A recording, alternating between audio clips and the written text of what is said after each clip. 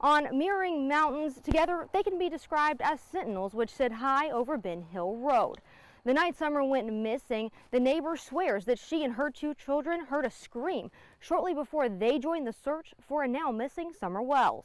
It's there, but you want to forget. On the watch and hypervigilant. That's how Jodie Sue Brown was the very day Summer Wells went missing. There was no TV, no noise at all. Jodie Sue was in her cabin with her teenage kids, 19 and 14, waiting for anything. We were kind of hyper alert because of property things that had happened the day before. So we were listening for noise, everything was kind of quiet. The sale brought a plethora of people to their door, confused about which piece of land was for sale, leading to a dispute of property lines. While we were out at one point doing survey lines, and there was a flash of a car that went up Candace and Donnie's driveway. Something about it struck me wrong. She and her family next heard a truck door slamming and dismissed it as their neighbors. The next sound was harder to justify. About an hour and a half before Summer is thought to go missing, Jodie Sue, her son, and her daughter heard something far more suspicious. A scream. Stopped all 3 of us cold. Her daughter was the first to go to the cabin door. Then all 3 were there, listening still. We heard just this kind of shrill, almost animalistic scream.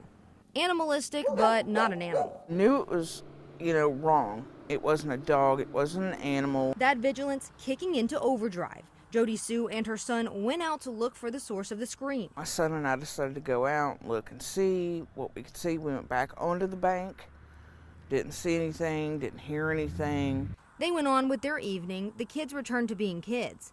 Jodie Sue headed down her driveway around 6 to tend to flowers. And at this point, I start hearing Candace hollering for Summer. And then my brain immediately went, scream earlier, this, uh-oh. Jodie Sue was the first to hear those calls and the first to join the search for Summer. I dropped my purse. I tried to yell up at Candace. I was like, I'm looking, and I started looking. Jodie Sue searched one side of a creek, Summer's brothers the opposite side. And you gave statements to the police, right? Oh, absolutely. Jodie Sue had been interviewed many times by investigators, bringing up the scream often. But the sheriff doesn't believe the scream is related to the disappearance of Summer Wells. She's been interviewed numerous times by not only my agency, but the TBI and FBI, and we don't find anything with that complaint or information related to this case. Jodie Sue wishes she could go back to just a short time before Summer disappeared and before the scream she believes was Summer. I wish every day that when I heard that scream, I hadn't tried to dismiss it.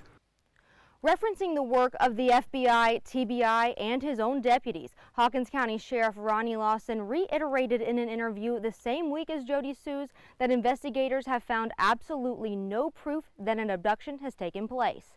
In the Beech Creek community, Ansley Daniel, News Channel 11.